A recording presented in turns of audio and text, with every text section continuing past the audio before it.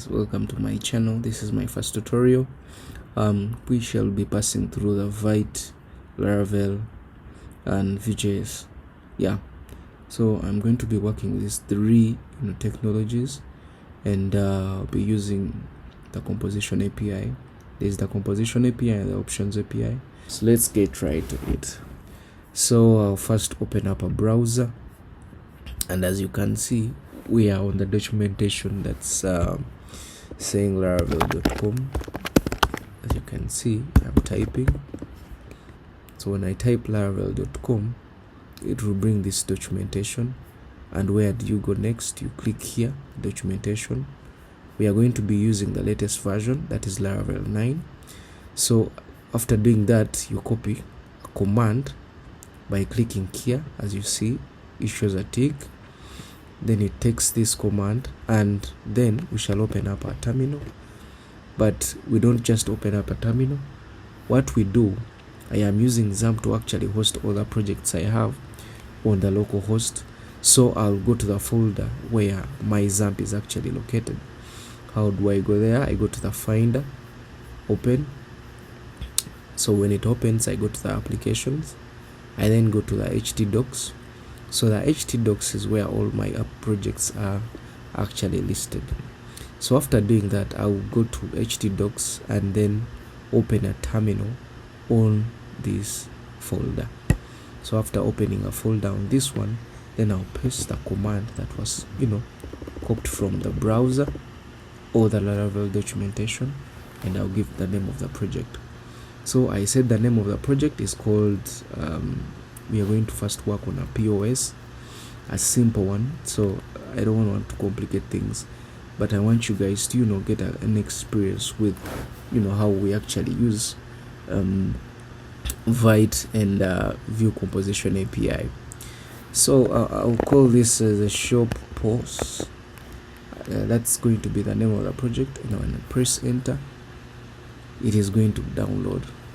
So it has now completed. So when you're using a Mac, you actually type cd and enter the project name that you used here. That is a command to actually access the folder with a name called shop post. So we shall type shop post, and as you can see, we are now in the folder. So when you run php add sans serve,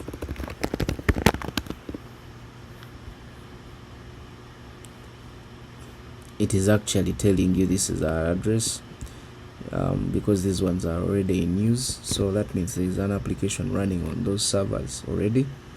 So it is this. So if we paste this IP address or the local host IP address, as you can see, it is actually showing everything perfectly. So now we shall go ahead and install Vuejs and Vite into our project. So the commands that we run when you're installing Vite and Vuejs, you first run npm install vue next. So vue next actually means that you are installing the latest view, which is vue 3 at the moment, and the view loader, and you press enter. Actually I have done a mistake here. It is supposed to be view loader at next, so that is an error. You can clean it, view loader at next, and then you press enter. Those are normal errors everyone can get.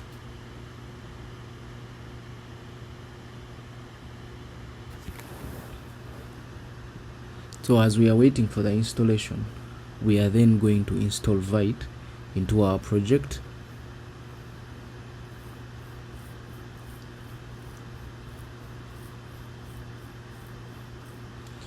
As we are waiting for the installation,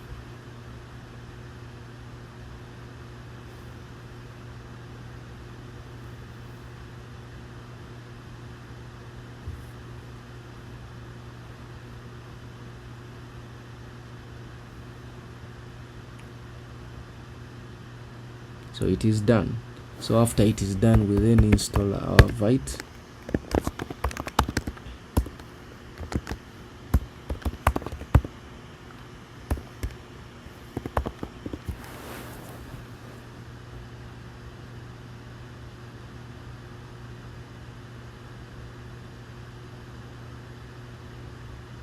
So after installing our Vite, we shall then go ahead and configure a file that is called vite.config.js. So we shall first open our Visual Studio Code. I don't know which compiler you're using, but it is very okay for everyone to actually, opt for the Visual Studio Code because it is free, and it actually caters for all the languages you want. So we shall open the show post because that's the name of our project, as you can see, and my file structure is actually located on the right side, as you can see. So I will look for the vite.config.js, as you can see here, and then I will try to configure Vue into my Laravel project. How do I configure Vue in my Laravel project? I import Vue from Vite JS / plugin Vue, and then after doing that, I'll go to plugins and add Vue, this, and then put a comma.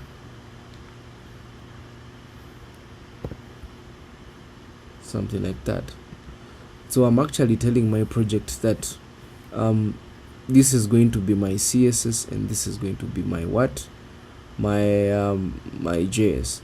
So I'll go straight to the resources and see if these files are actually located there. As you can see, we open, and as you can see, there is a CSS here and there is a JavaScript here. So I'll create this file app.vue in my JS file, and I'll import it from here, as you can see.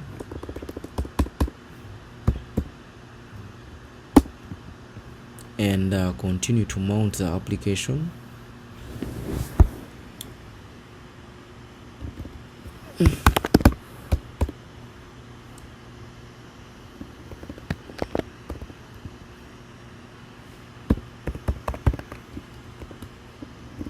So the app will be the ID of the div I am going to use as the pivot for all the application pages to be running on. And let me go to the welcome page, because it is a page we have only in the views, and then we go to the welcome page. I can actually delete all this. Let me first delete few of this content and clean this also.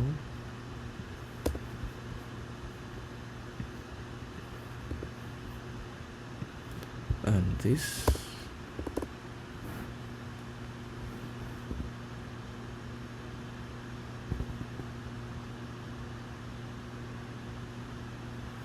And then try to import Vite into my project.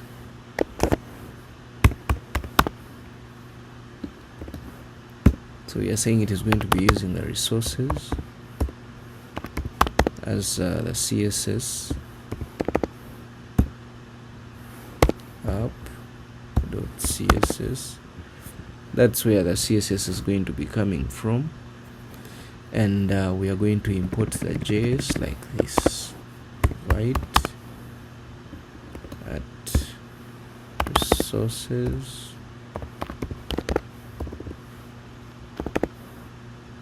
/js/app.js. So we shall then create a div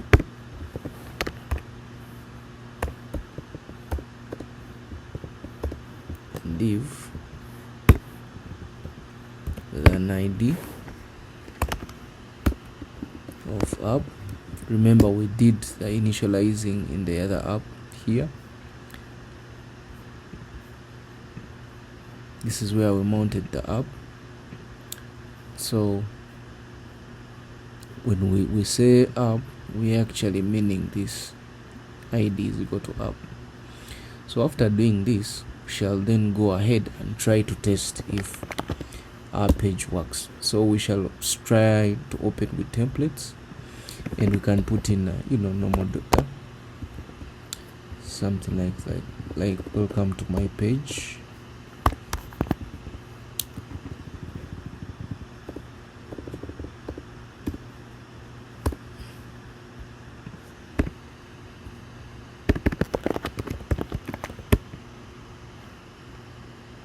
My page.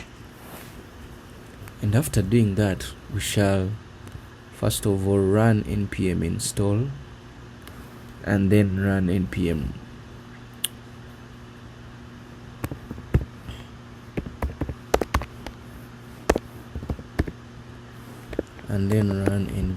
run watch. After running an install, it is going to compile for you all that the files you have done, but it is now telling you that the npm watch script is now missing. That means we only have the npm run dev in the package JSON. And as you can see, that's super nice. Actually, we have the Vite, so we are only relying on the dev, and it is actually telling you here that we don't need to run the watch because it is actually reloading our page here right now, because it is the Vite that actually builds the what? It is the npm run dev that actually builds the Vite for you and reloads the page for you. So all the updates you have done, you will find them on the page. So what do? We go here and we see if our server has changed, application actually. So it is actually saying that the site cannot be reached. Why? Because we terminated our PHP at serve command. We terminated the application. So what do? You rerun the PHP at serve, as you can see. So at the moment it is actually running at 8,000. It is serving it at 8,000. So we are going to try and see if on the 8,000 port we actually have our application running.